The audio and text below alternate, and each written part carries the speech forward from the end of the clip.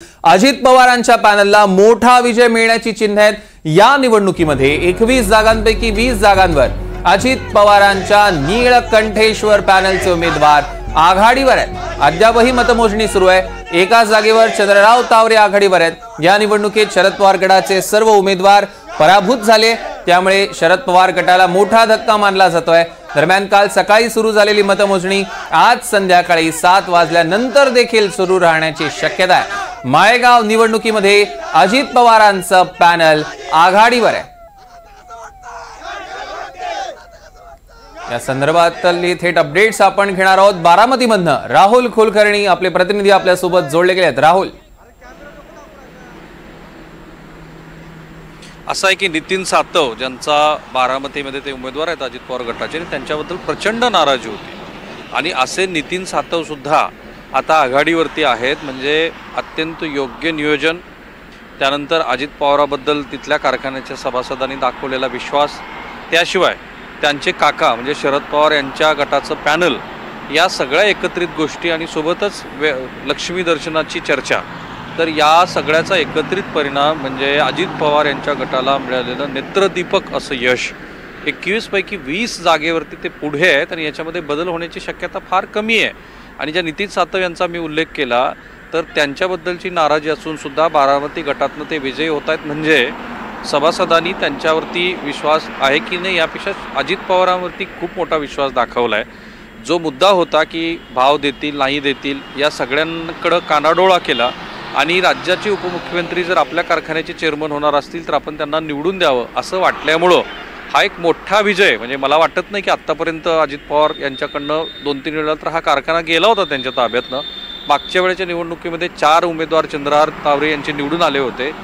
याही वेळेला म्हणजे अशी परिस्थिती असताना आत्तापर्यंतचे सगळे रेकॉर्ड ब्रेक करत अजित पवार यांनी आपल्या काकाबरोबरच चंद्रराव तावरे यांच्या गटाला मोठी धोबी पछाड दिलेली आहे।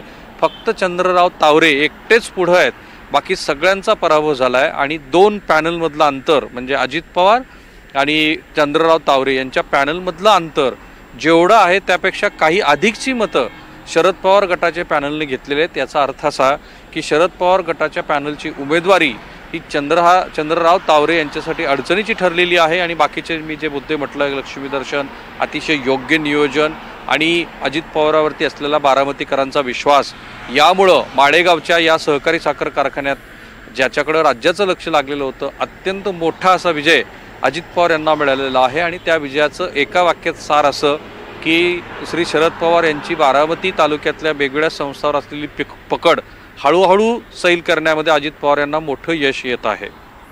निश्चितच राहुल, आणि अजून किती काळ ही मोजणी सुरू राहण्याची शक्यता आहे, त्या संदर्भातले काही अपडेट्स आहेत का?